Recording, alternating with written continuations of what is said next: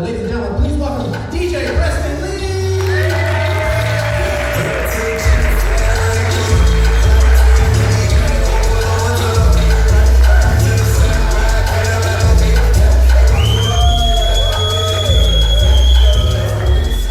I wanted to tell you about the story of my first job. When I was 16, I got my first real job, all right? I was a super chamois salesman in Aubrey Mills Mall in Nashville, Tennessee. Now, if you don't know what a super chamois is, you might have heard of a chamois. It's like a really absorbent towel, okay? And you dry your car with it. And my job was to stand in the middle of the mall, stop people, and convince them to buy a towel, a chamois. You know what I'm saying? That was my job, okay? And so just in case you've never experienced a super chamois or anything like ShamWow, I have a nice video for you guys. Hi, it's Vince with ShamWow. You'll be saying wow every time you use this towel. It's like a chamois, it's like a towel, it's like a... Buffering. Vince with ShamWow. You'll be saying wow every time you use this towel. It's like a chamois, it's like a towel, it's like a spot. That's all right, they got the idea. I was that guy, okay? I actually had a sponge, and I would squeeze water on a table, and I would dry it with my chamois in the middle of the mall and try to convince people to buy this stuff. One day, I'm standing in the mall, a guy comes up, young guy, probably early 30s. He's got a man purse, right? Like a satchel, okay? And it's gonna be important later in the story. So he watches the pitch. I say, that's all 4 chamois for only $22. He goes, sold, I'll buy them. So I give him the chamois, right? He gives me the cash. And then he's like, hey man, can I give you something? And I was like, I guess, like that's kind of weird. But he reaches into the satchel, right? And pulls out a book. It's got a bright orange cover on the book. It's by a guy named Keith Ferrazzi. He tells me the story. It's a rags to riches type of story. This dude was very poor growing up. He was the son of a coal miner. His dad was very poor. Dude ended up being very motivated, grew up, and graduated from Harvard Business School and became the CEO of a media company, very successful guy, and it was his story. So I read this book, and I was 16 years old. I never read a book on my own accord, like in my life. You know what I'm saying? Like I had, teachers assign me stuff, but I actually wanted to read it because it sounded interesting. The premise of that book was that relationships are the key to success. And that kind of stuck with me throughout my life. So fast forward many years to this past November, I had the chance to go to 2 different conferences. The first one was Wedding MBA, 5,000 wedding professionals. I sat through 20 hours of classes, everything from MC to song selection to wedding business, stuff like that. Got a ton of valuable insights. I flew home from Las Vegas, DJ'd a wedding, and then the next day I flew to Raleigh, North Carolina. I went to DJC Recharge. And if you haven't heard about this one, this is the most expensive one, okay? This one costs $1,600 to get into. They bring 100 of the country's top mobile DJs and shove them all into a room. And it's the same idea. You kind of learn from each other. They have speakers. You have small breakout sessions. And it's headed up by Joe Bunn. You might have heard of some of these guys. He runs Bunn DJ Company, DJ's Vault. He does the Beyond the DJ Booth podcast. Brian Monasisi, high-end luxury DJ, flies all around the world. And then Jason Jana is based in New Jersey. And all of these guys are making it the 7-figure revenues every single year with DJ. And so I got to learn from them. There was one thing that stood out to me at these 2 conferences when they were back-to-back like that, and it was that same theme from when I was 16, that relationships are the key to success in the entertainment business.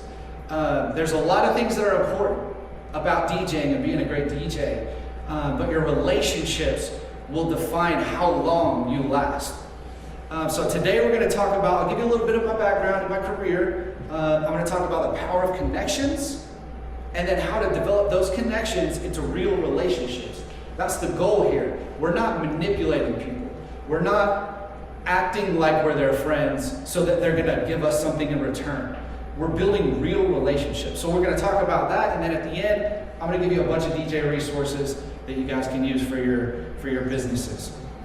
Career timeline, I started entertaining in 2011 at my school. I volunteered for Battle of the Bands type of events on campus, and I was the MC. So I would come out like Jesse did today and hype people up and have them clap and cheer. And I just did it for fun, honestly.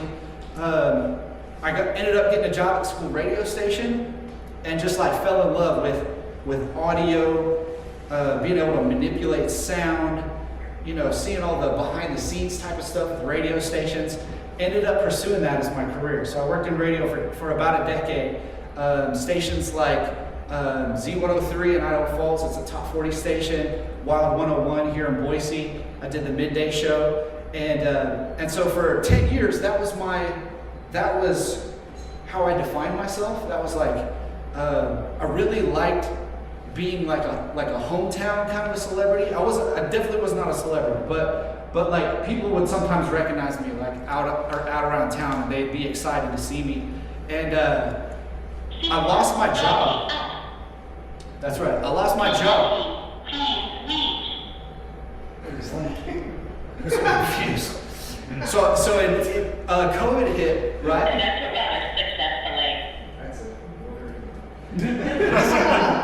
It's the camera up there. Oh, the camera? I think it's Vince's. Robert. The camera thinks I'm breaking in or something? There you go. I'm just gonna talk louder, I It guess. just recognizes you, co-signs you're a celebrity. Yeah, see, that's what I'm talking about, man. That's what I'm talking about. And so COVID hits, I lost my job, and I lost my identity. I had placed so much thought and effort into being a radio personality, a radio DJ, that when I lost my job, I kind of lost my way in life. Like, I got hella depressed, like so depressed.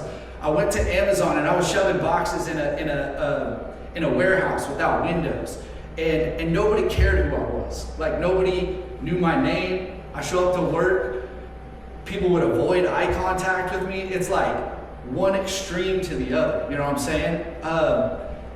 Partway through my time at Amazon, I met that guy, DJ Dave, man. This guy changed my life. And I don't say that lightly. And he'll even deny it. But this dude introduced me to the wedding business. I had DJ'd a couple weddings before, but not like he does. And so I got to shadow him at some weddings. And he was just like an open book for any questions I had. And so I learned quickly because I was learning from a great mentor. In 2025, so just last year, well, actually partway through 24, I quit my job at Amazon. My DJ gig revenue matched my salary at Amazon, and I quit my job and went full time. In 2025, I did 55 events, 45 of those were weddings, and I more than doubled my Amazon salary. DJ full time, baby.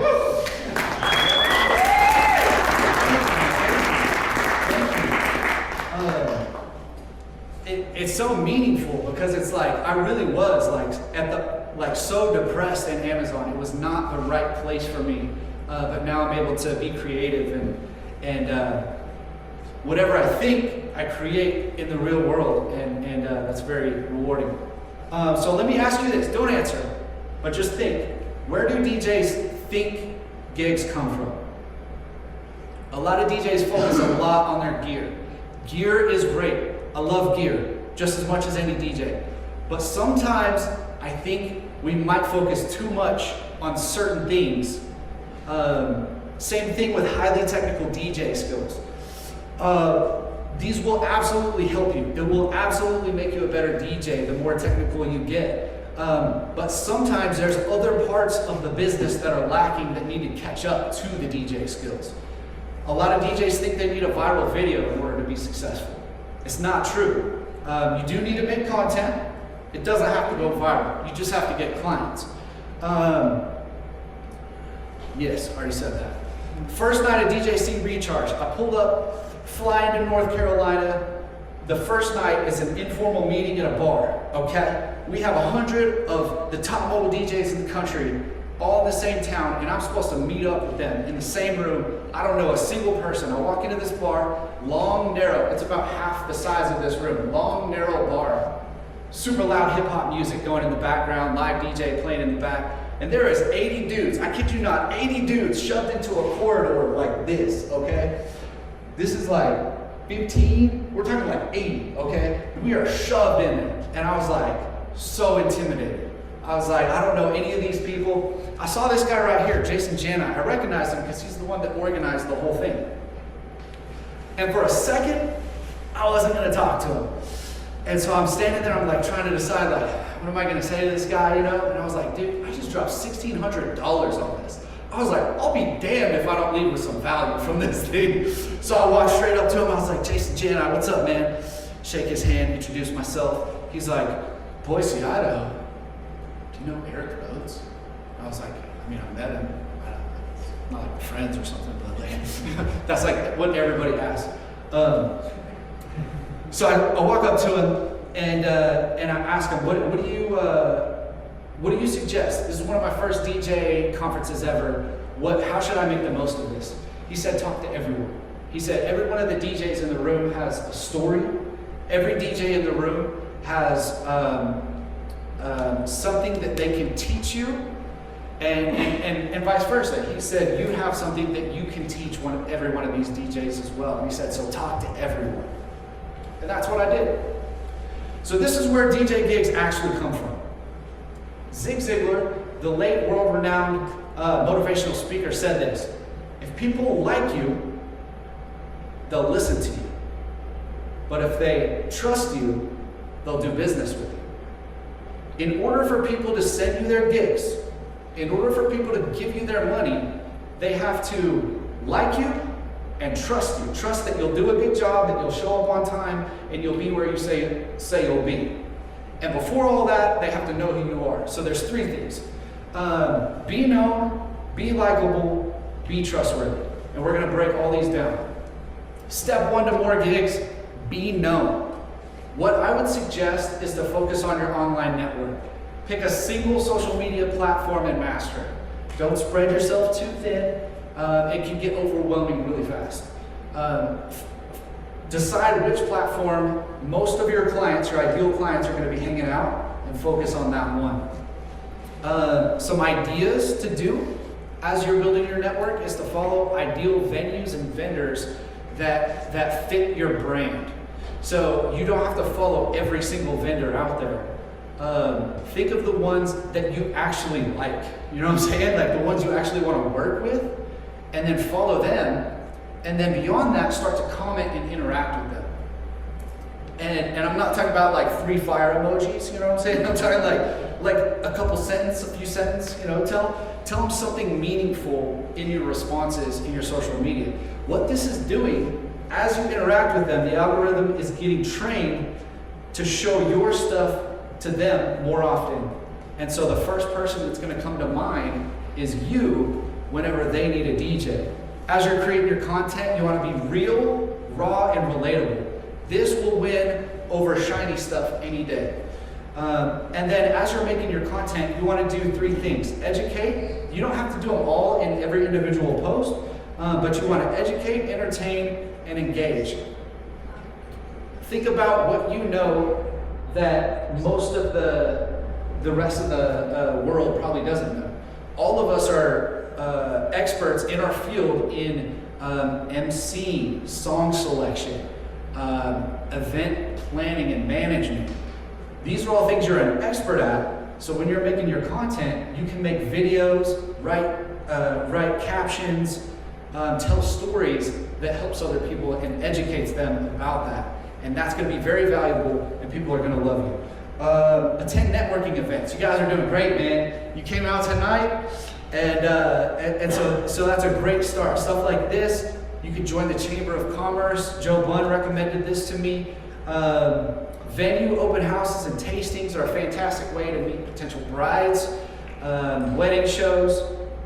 And then once you get those connections and you make that initial contact with those people, you want to develop that into a real relationship.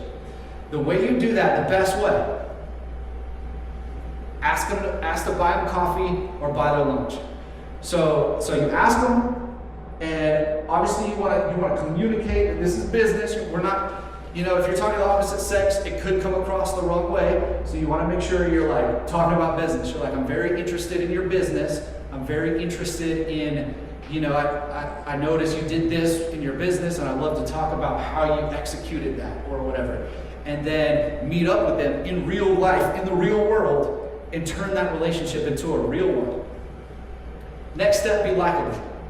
One of the biggest things you could do is to smile. Mike Walter, he's probably the oldest working DJ. I don't know how old this guy is. He looks great, but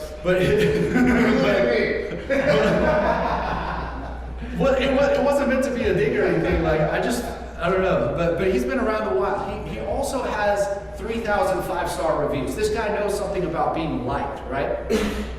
One of his suggestions when he spoke at Winning MBA was to smile, especially when you're emceeing.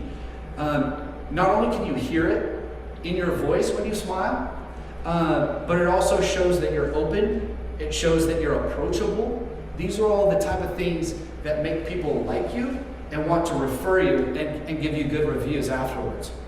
Remember people's names is huge. If you take the time to remember somebody's name, they're going to feel like you care enough about them to take that time, and then they're going to remember your name in just because. Also, listening, highly underrated. One of the most valuable skills you can do is to pay attention not only to people's words, but their body language. Many times people will say words that are completely opposite of what they actually feel inside or what they mean. And so it's very important that you learn the skill of listening and then add value. The final step to more gigs is to be trustworthy. This means that you do what you say you will do. When you commit to a gig, I don't care what the price is, even if someone else comes along with a higher price gig, you be where you say you will be. This is called integrity. Doing what's right when no one is watching. And then also be on time. All right, is it cool if I teach you guys how to make $1 million? Yeah. You guys still with me? You're about to fall asleep? All right, so these are real numbers. This actually works. What you're looking at is called a compound interest chart or table. Let's say, for example, you start out with $0 at 18 years old. If you save $177 a month into some type of investment that earns 8% interest, you will be a millionaire when you retire at 65. Now, the one in the middle that says contributed, that's how much money that you actually put in. And then projected balance is how much you're worth. Now, if you look at it, at 65, you would have only put in $100,000. 8% return is only $8,000. So how does that work? That would only be $108,000, but somehow you're worth $1 million. It's called compound interest. When you put money in to an investment, it earns interest. But then the next month, your interest earns interest. You know something about that. You work at the bank. You know what I'm saying? Can I get a hell yeah?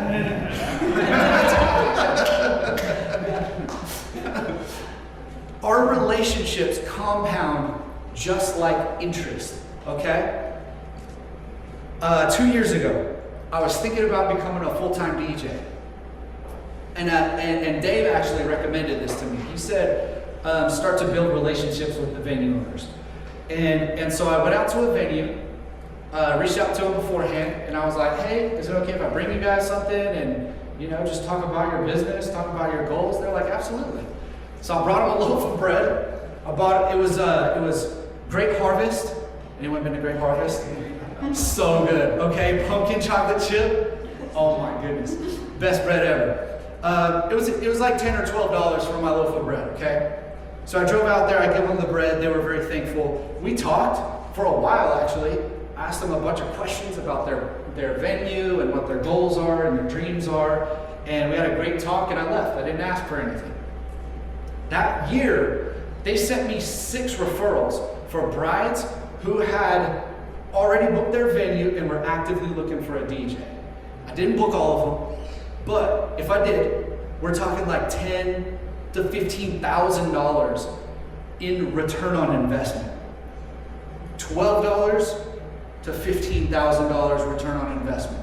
There is nothing else you can do with your time that's more powerful than building real, authentic relationships with people in the industry. I promised some great things for you guys at the end here. These are some of my top 5 most life-changing books. The one on the left, Never Eat Alone, that's the one that the guy gave me when I was 16. I still recommend that book to people. And I have a QR code at the end that you guys, I'll send you a link to the slides if you want to refer back to them. How to Win Friends and Influence People, fantastic book about what we're talking about, building relationships. Mastery, Atomic Habits, 7 Habits of Highly Effective People. I put together a chart of all the seminars and conferences that are happening this year, DJ conferences. I got the prices, the locations, so if you do want to, get involved, get out there, meet some other DJs, and hone your craft, I've got that for you. And then some awesome websites and apps for DJs specifically. So,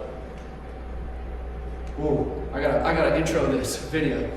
Okay, I'm about to introduce to you the Governor, Arnold Schwarzenegger.